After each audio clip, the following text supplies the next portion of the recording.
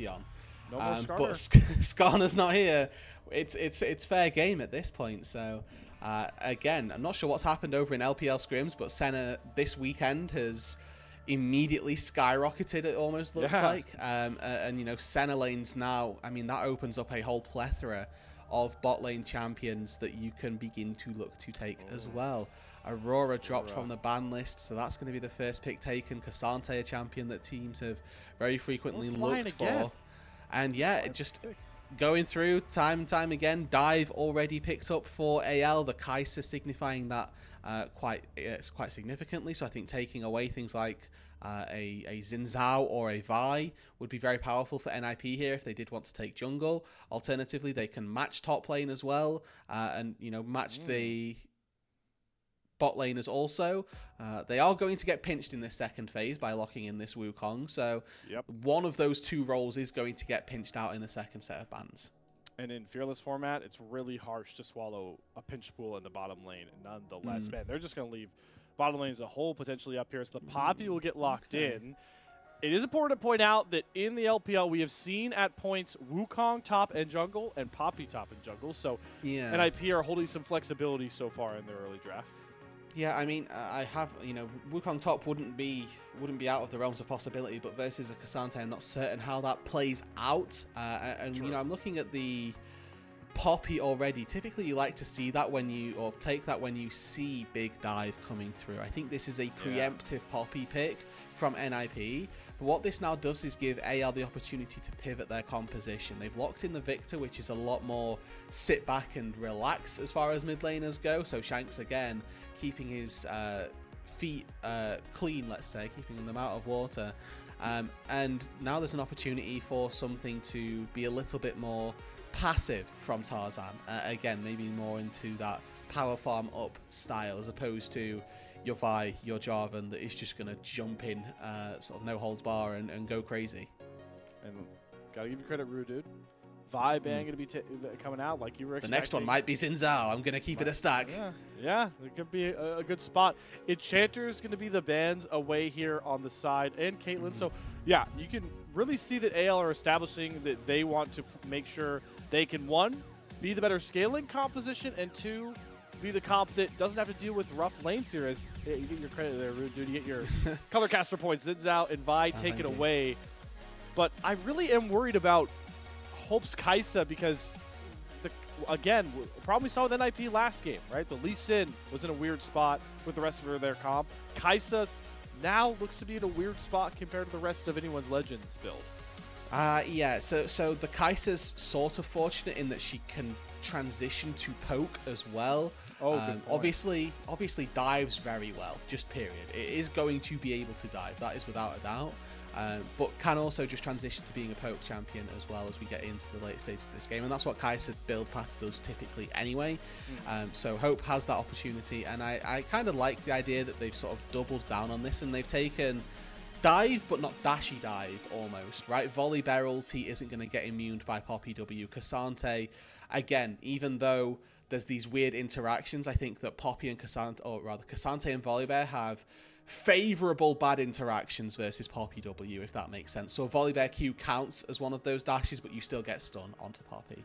The Cassante W, yes, you channel Unstoppable and you do the damage, but you do get knocked up as well. So there's like, it's weird coding and weird interaction with Poppy, but it's favorable for those champions versus what you normally see.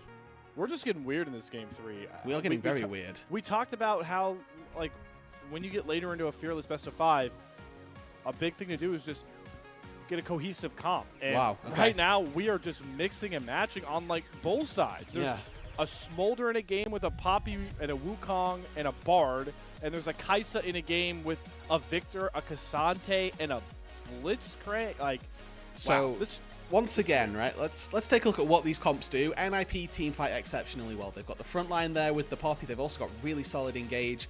Bard plus Wukong as a duo is going to be lethal, and I fear for Shanks in this game because he's going to get targeted with that Tempered Fate time and time again, and that gives the backline access to Aki, to Shanji, to Doinby that they're so going to look for.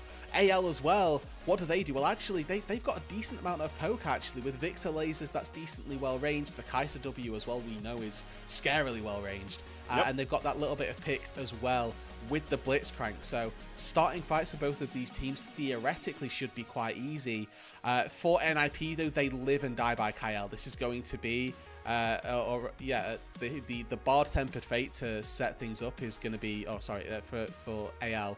It's just a struggle on the Blitzcrank. Blitzcrank starts fights, and if the Blitzcrank hits the right target, it's good. If the Blitzcrank hits the Poppy, might be bad. Blitzcrank is one of the most feast or famine champions in the game, and it's a simple way to study it, right? You're hitting your hooks on the people who need to get hooked. Blitzcrank feels like a champion that makes enemy teams unplayable. You're not finding hooks. You're a glorified melee minion that got a couple big robotic arms thrown onto him, right? So like a small AoE silence, like really small, you know, like really small. Targeted knockup onto a frontliner that like doesn't really care. Like that's it. What this does give for AL is a decent 2 versus 2. Now Bard is in a weird position where he is ranged, but also an engaged champion. So you think of the powers that a Leona and a Nautilus give you, but with the HP and the damage of a Seraphine more so than anything else, right? Like, there are definite problems if you get hooked. However, ppgod can bully Kael if those hooks go wide. Funky drafts on both sides here. It feels like both comps are trying to build a bridge across the 3 phases of the game, right? You've got early game oriented champions on both sides, with the fact you got a Poppy, a Bard, a Blitzcrank, even a Volibear I would consider. Then you've got your sort of like mid-game power spike champions. You come across with Volibear again, Aurora, Wukong, really powerful. And then your big scalers are even in this one. Leave if this game goes late. It's a Smolder. We all know the story on Smolder. And a Victor, arcane buffed Victor of all things, is just a menace in that later game. It's really going to test the cohesion and macro of these two teams more than really any point of the series. Yeah, and I think that this is the game where both of these teams have a similar agenda, right? Smolder wants to get to 225, Victor wants to get to 400. So that they want to stack up and they want to be relatively chill about it. And both of these teams really could be looking to team fight, right? Like I'm looking at potential split push opportunities. Victor and Aurora, again, not great in the side lane. Cassante, Poppy, neither one of those takes turrets particularly quickly. So it is going to be 5 versus 5, whereas in previous games there's been this discrete range discrepancy. As Kael is definitely taking the brunt of damage. They were looking to fight for level 2, but he's already half HP. Roodood, we didn't soak something in that we've been blessed with. We're not lane swapping. True. We're straight up normal. Yeah, and I mean, again, I would like to think that at level 2 this becomes favorable for anyone's legend. However, they got so poked out and bullied from level 1. Oh! There you go, Caster Curse. Even in the LPL English broadcast, that is leaves flash down. Effective hooks, 1 for 1 in the Kael department.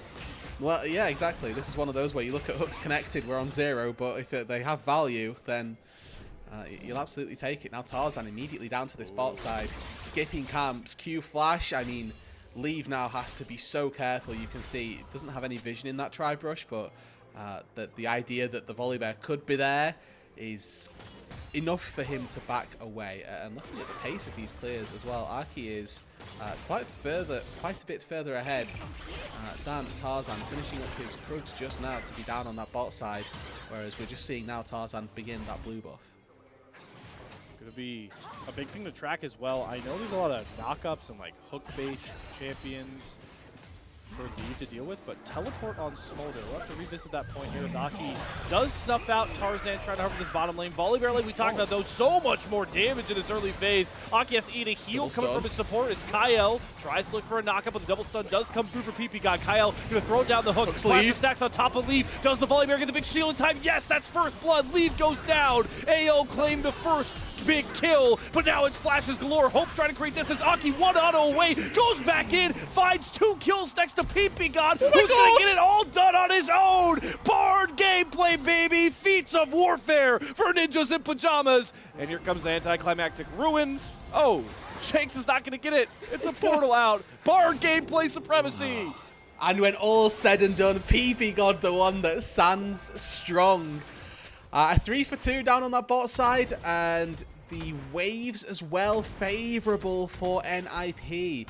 The roam there from Shanks is good to pick up that wave, and it means that Hope doesn't have to do a super long trek back down to the bot side to catch a already thinned out wave. But this fight, again, so close and so 3 versus 3, you know, getting that good stuff early on. This is the beauty of not lane swapping here, Slayer. A beautiful hook from Kael takes lead, and I think if that hits ppgod, this is just a wipe for NIP, right? It's so much easier to take that fight with the Slaughter not getting checked.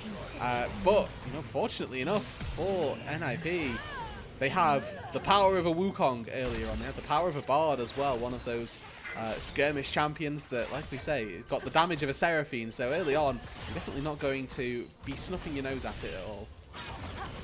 So much carnage on that bot side. Really might slow down the rest of this early game. So now they've got the difficulty of trying to swap back as well, which can be quite a tricky timing to try and find. Hope went mid lane to try and catch a wave so that he wasn't like completely shunned out of the game through experience.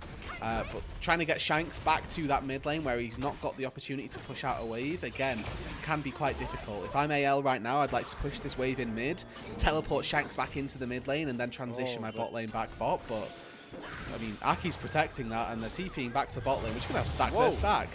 Tarzan's flying back in, going for ppgod. There's a lot of key flashes off everybody, but it's just the magical portal of the Bard that saves him again. Really intrigued to see if we keep this sort of, I guess we're coming out of it because Leave and Shakes are the 2 big scalers, so handshaking a farm lane would have been really intriguing, but Doinby's looking for blood here with the Between Worlds. Hope, remember Summoner list, but the hook comes through onto ppgod from the hero of the last fight to the victim of the next, courtesy of Kael. And that's one of those where you're just a little bit too tunneled, trying to find the stun onto Hope. This Kai'Sa, oh, so low on HP, surely I can take it down. And then you get hooked under the turret and you've forgotten you're playing against a Blitzcrank and you end up going to the grey screen. So another nice quick pickup for anyone's legend. And when that was a big commitment from specifically NIP into the mid lane, it gives Shanks this time now to get a plate down on the bot side to continue the farm and continue to scale on up.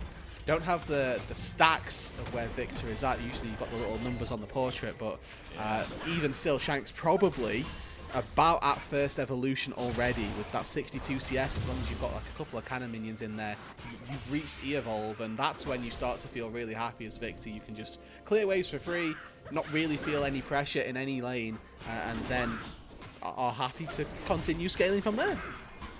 Big point here for Aki. Grabs that Cyclone. This is where you start to see some of those matchups we're hyping up with all the different phases of power spikes.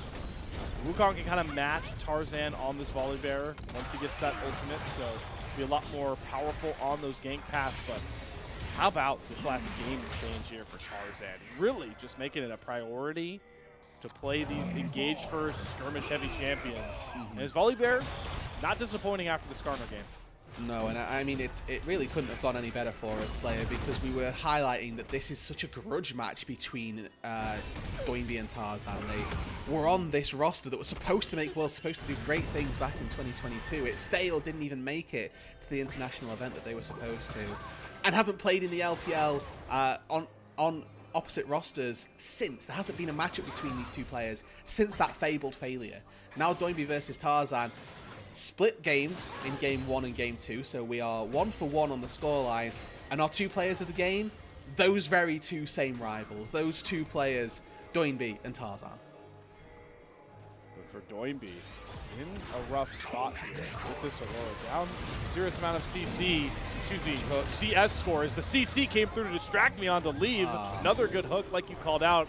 Doesn't have to expend the flash though, but still very, very hurt. As another wave should come crashing in. They've swung over Shanji as well. Just a lot of resources by NIP committed to protecting from these Blitzcrank hooks. Yeah, at least going to sip some cocoa and get a little bit of HP back from that. Currently sat at just about 70 stacks on the Smolder, so you know, making okay pace, but is nowhere near that late game Smolder or the turnover to the Execute, or you know, about midway through his progress to having a little bit better wave clear as well. Worth remembering as well some changes that came through to Smolder on 25.2. So looking at the build path for Leave, we may see an Essence Reaver and an Infinity Edge in a more crit focused build path. Since Smolder Q can now crit, bait my breath there to see if the hook would connect. But you can go for more crit-focused builds for Smolder, which adds to his scaling even more. Amplifies it by a ton. Good call out to look out for on that build path is you start to see Shanks liking his matchup more and more into this Aurora, especially now that that evolution came across. AL feel comfortable really just spreading the map out.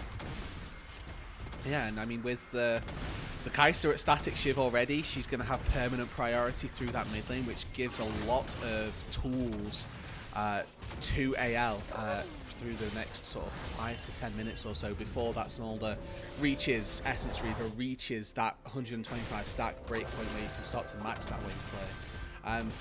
It gives the Kai'Sa now a lot of time to move around on the map, and especially as Kai'Sa, your impact globally is a lot greater as well. You push in a mid wave, you can start to walk out, and you don't have to make your way all the way into the lane to have that insert that impact. Killer Instinct can help out from afar, and it's going to be a tool that I'd like to see AL try to leverage. Get a push in mid lane, let's look towards a side lane, try and take out Doinby, try and take out Shanji, because we've got Grubs in 20 seconds, Drake in a minute and 20.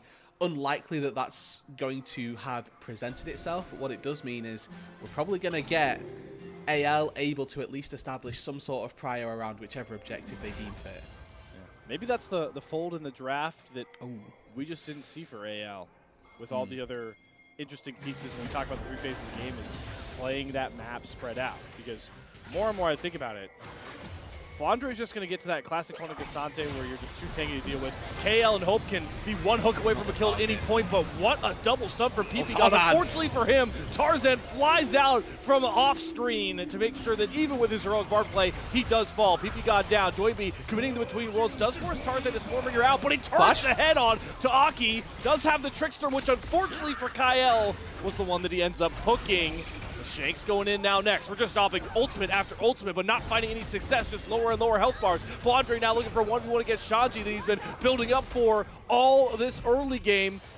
But top laners with that ultimate chicken, like you call it, Roodood, not committing either just yet. Shanks still holding on to the all-out. Has the Topo Strike Q3 if he wants it, but Shanji's just going to poke him out with the Poppy passive, and we settle down with only 1 kill falling somehow. But NIP with the prio on River, it means that Shanji feels comfortable trying to take that fight versus Flandre. I think if it was just an out-and-out 1v1, Flandre might have fancied it.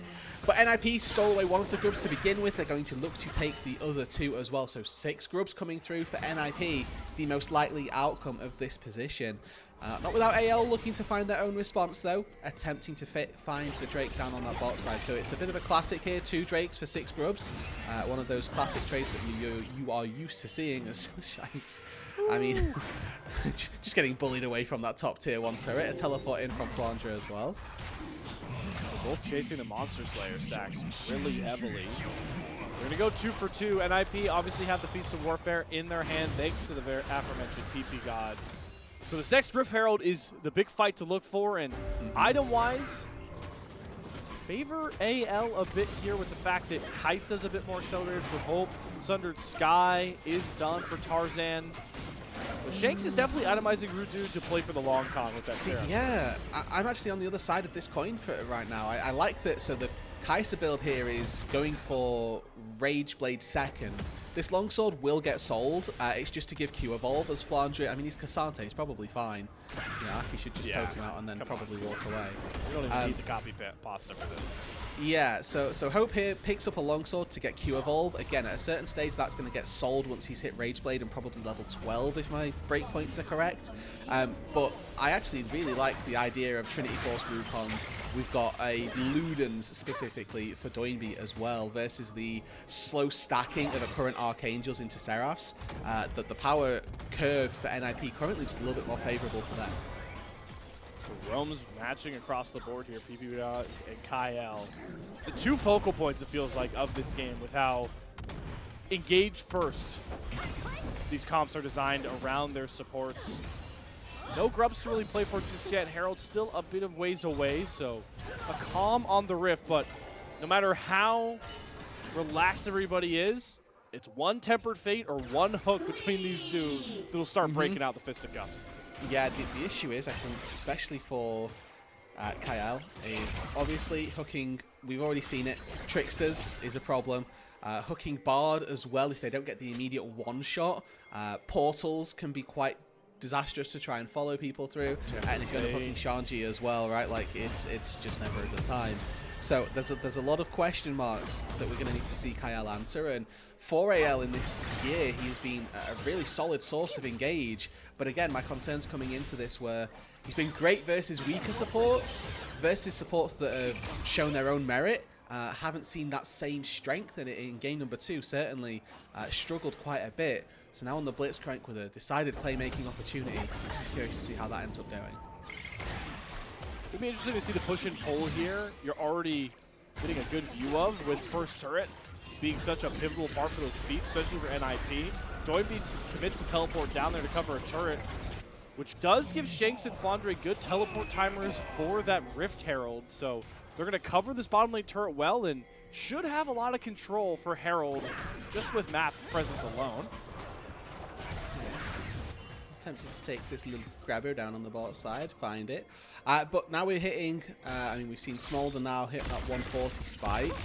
Shanks, I mean, with no ulti, probably ends up losing to Poppy in the long run, but it is going to be the long run before that ends up happening. But as you have quite rightly highlighted, it's Rift Herald which is going to be the next port of call for both of these two teams. I think that the beauty for NIP is they can stand to give the Rift Herald if it gives them first brick, because they've already got that feat of warfare. So opportunity for them to give this Rift Herald and try to make a play on the other side of the map, where AL know that they've got to take this if they're trying to hit that benchmark of these. Yeah, it's such a tough spot for AL because they have to rush this Herald to make sure they don't give feats of monster slaying, but that's going to give Doinby first turret, so they're going to get the Herald, but they're still going to give away those boot upgrades. There's no way to match. And I think that's honestly a fine trade for AL to take. Yeah. I mean, the power of feats is something that has been sort of, I will say, overblown. It's not a be-all and end-all if you end up losing out on feats of strength. But what this Rift Herald is going to do for AL is actually probably give them a turret somewhere else, and it more so gives them the choice of where they take that turret. Now, this does again require them to be at a little bit of parity, at least being relatively strong with one another. Relative to one another, excuse me, and they have now just hit that checkpoint. So Hope goes back to base, sells the longsword, picks up the Ginsu's Rage Blade, is now a 2-item Kai'Sa. You know, you talked about the items favoring one way or the other. Currently, I'm on Hope's side. He's got 2 items, he's got himself quite the amount of experience and quite a few items to go with it, so it's certainly looking pretty good for the time being. And all this is just so much more magnified, not only because this is our 3rd game, right, with a 1-1 score line, but Roodood, we're in new territory for this matchup specifically because nobody's taken an early game lead and run away with it. We are as even keel as this series could possibly get. Yeah, and it goes back to the idea that we sort of highlighted, I think, sort of earlier on into this game, where both of these teams have a similar agenda of trying to 5v5, where previously it was, ooh, one of us is going to try and poke, the other's going to try and skirmish, and this time round, overarching theme is that they both do the same sort of thing. Hook goes wide, and that's the cue to engage. Separate Fate goes wide, though, for ppgod, so their key ultimate's down. He flashes out to safety in the wind of the arcane ultimate from the Victor. Flandre gonna force another flash out of Doinby over the wall. Kael lands a hook, but it's onto the Wukong. Melee pops the Cyclone, goes for Shanks of all people. This Victor is cornered. Down he goes. There's an all-out on the backside from Flandre. He's gonna trade ppgod. Killer Instinct back across for Hope. And he's starting to cook here. Flashing forward, gets more plasma, stacks down, and wipes the fight. AL bide their time and get themselves a key spot in a do-or-die game 3. A double for Flandre, a double for Hope, and the Kai'Sa comes up huge. Those 2 items pay dividends in the team fight. Drake will be secured. Herald goes down. Tier 1 on the menu as well. And just like that, Slayer, it was so close, so tense, so almost impossible to separate these 2 teams.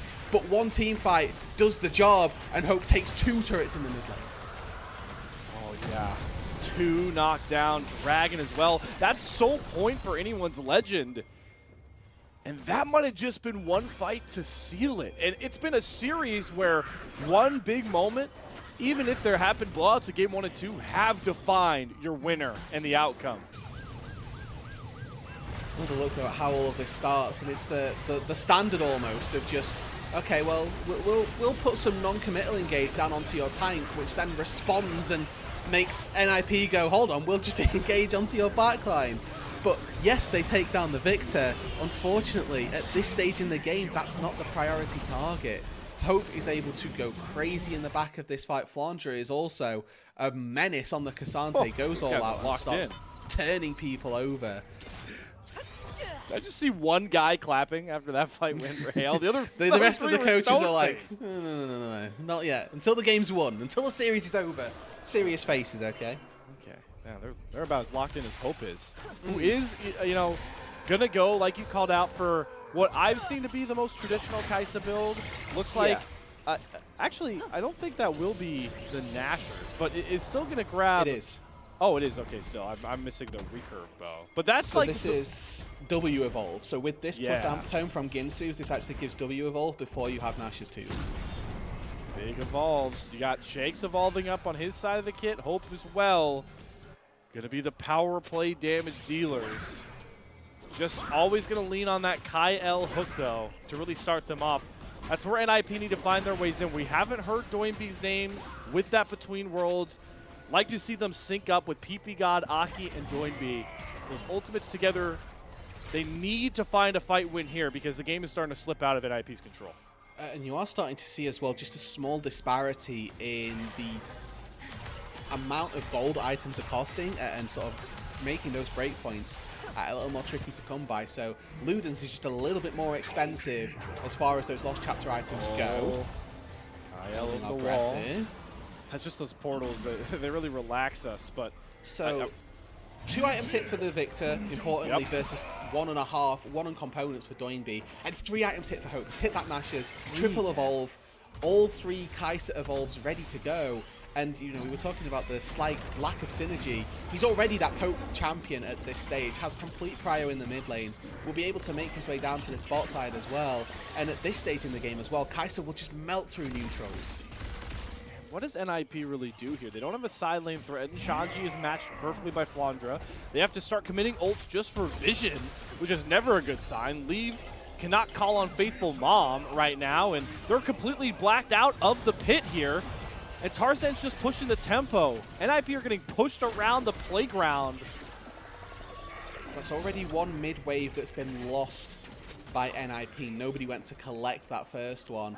Hope probably going to push in a second mid wave here, and I think the AL recognized that unfortunately starting it up is a little bit too risky. They're in the driver's seat right now. Right. The way that they lose this game is by looking for a random flip at the Atacon, for example. So just take their time, bide it a little bit more, and make sure that when they do look to start up the objective, they've got complete control. And I think in fairness, it should be about Kael trying to walk forward, try and find a fight. If you can partner up with Tarzan, should be in a pretty good position to, you know, land the volley stun into hooking them in.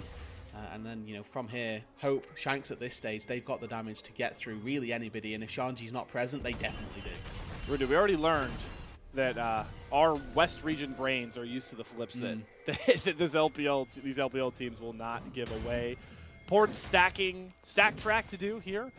Leave is nearly at that execute break hold for the Smolder. Really the big fleeting hope here for NIP is the Smolder getting to a big point and still finding that chain ultimate engage. But here comes anyone's legend. Kael comfortable just hooking Shanji, is going to get locked up by the gravity well. Tarzan trying to fly in on the side. And NIP are still just backpedaling constantly.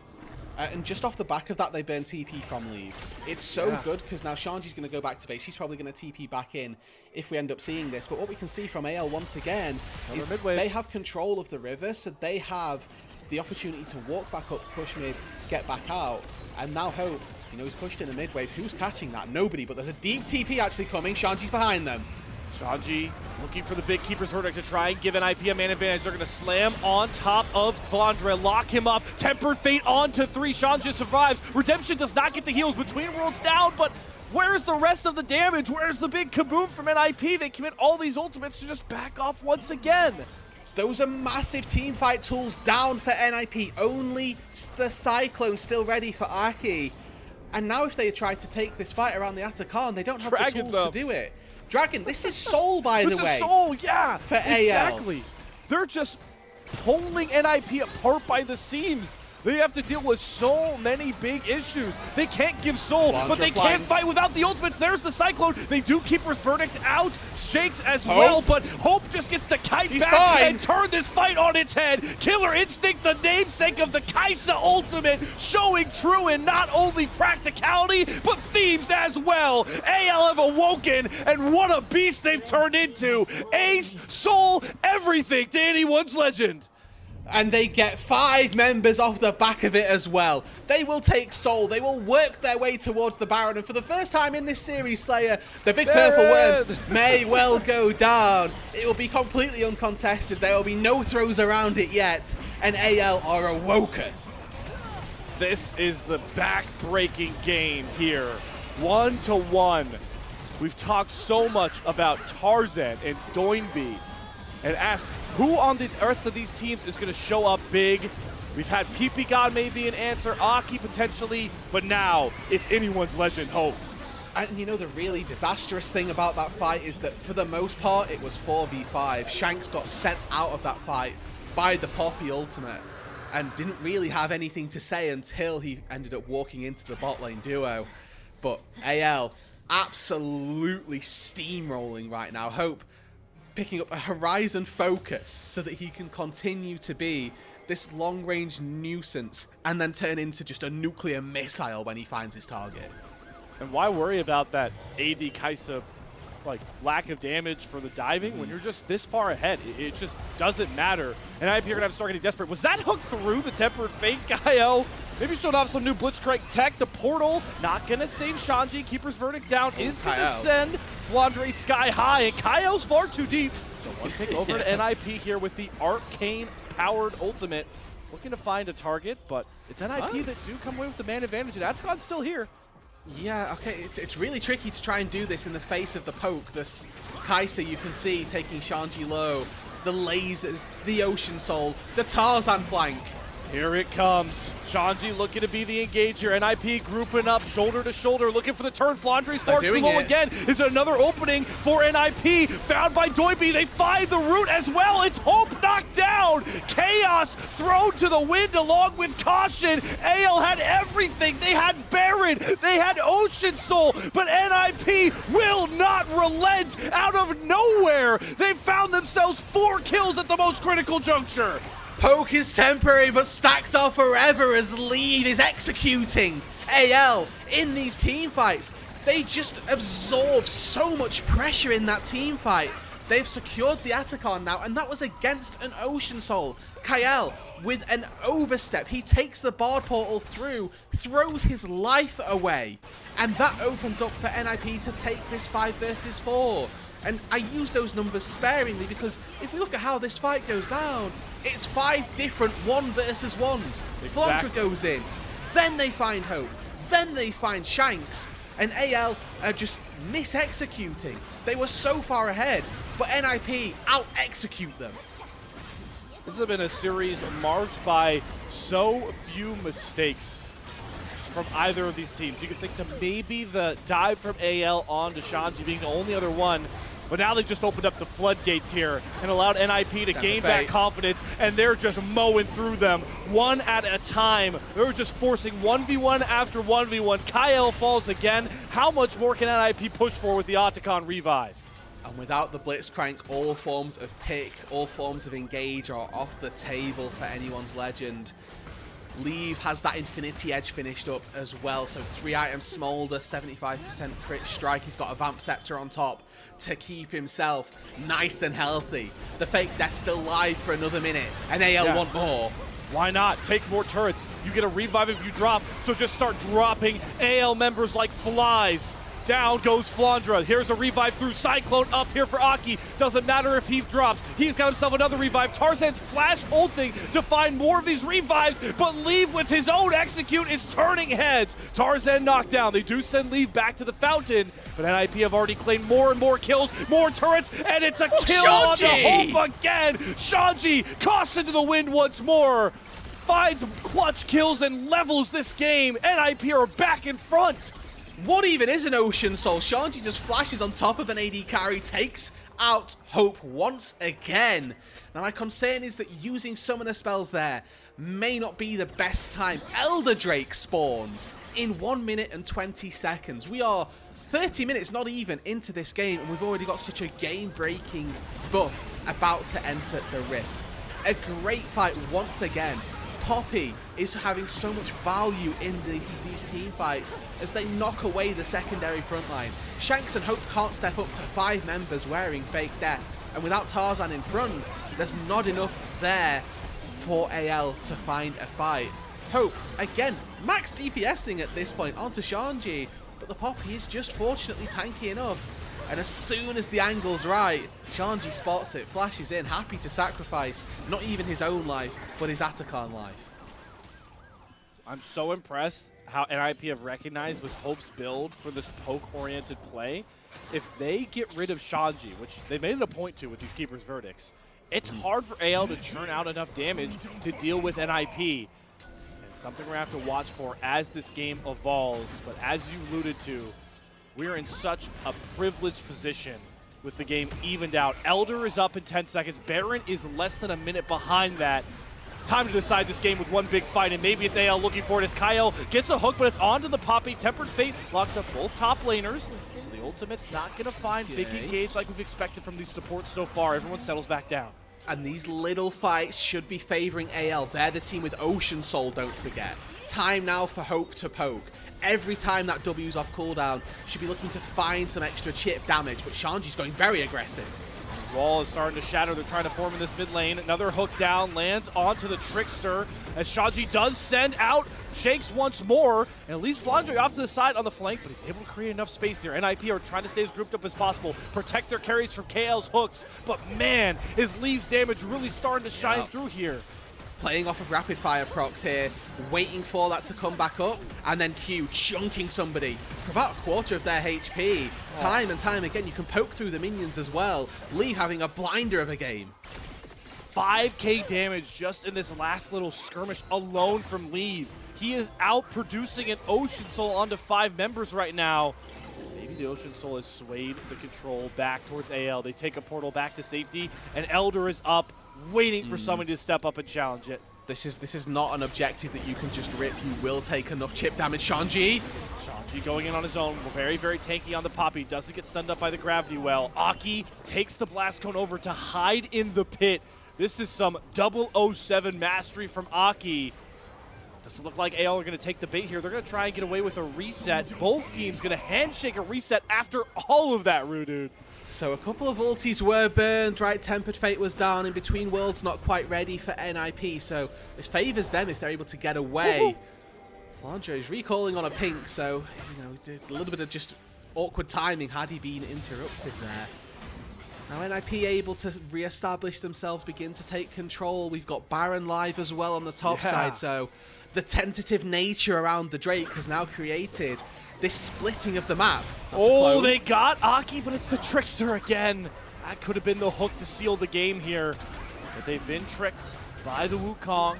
Kael going to wait for that cooldown to come back up. And now, Roodood, we really get to learn where these teams' priorities lie. And even with Baron up, it seems like both squads want to go to for Elder. It's Ninjas in Pyjamas starting it up. They've got the pit on Darkness. It's AL that has to walk in. They knocked out Tarzan. Tarzan. Send out Tarzan. So just turn and burn down the Elder. AL, they're going to have to run away. The Greybeard Dragon's buff is given over for NIP. And now they're looking to hunt here. ppgod flashing out of the gravity well. They're trying to slow up Shanks, who does flash away from Tempered Fate. But there is the knock up into the wall. Flandre has to burn another clutch flash. Summoner after summoner dropping for anyone's legend. But all 5 members get out. What is the price that they pay, though? The Elder's already down. And trying to contest Baron versus an Elder versus a Smolder who can poke you. Aurora who's got the damage over the wall as well. It's not going to be easy. All eyes on Tarzan. He is the reason that AL won game number 2. It's the reason that they've had so much success through game number 3. And for the time being, NIP recognize that. No Tempered Fate means their turn isn't good enough. They don't want to leave it up to a 50-50. And they know that they win a fight. They've got the Elder. They've got double execute with Leave, who is currently at over 400 stacks on the Smolder. They take their time. They reset, get all 5 members back out. And now, attention again, back to the Baron. Baron under about half HP when it's spotted out by AL. They're going to have to fly in. It's going to have to be a hero from Tarzan, potentially your MVP, as he gets Brunson going into the pit, and it's a secured Baron by Leave of all people, and now neny can fly high, looking for the X Factor in this game. Shanks thrown to the wall. He goes down first. The rest of AL scattered to the wayside. Baron and Elder both in the hands of neny as they look to steal this game 3. neny has to go now. They don't have time for a reset. The Elder wears off in a minute. And their mid laner that they're playing against is dead. The wave clear is gone. neny need to steam through the base. neny looks like they were looking from the outside in. They lost Ocean Soul, had no control over this game, and now they are a couple Nexus turrets away from being on match point. Who's going to step up to find the big final fight? Mom breaks across first. Huge damage onto Hope from this Smolder, who's just way too big to deal with. This is Leave's game, and he's leaving with a win. Hope flies into the cover. Instinct gets completely popped. There goes down the Kaisa. Complete pandemonium in game 3. AL throw away a win. neny steal it and go on to match point.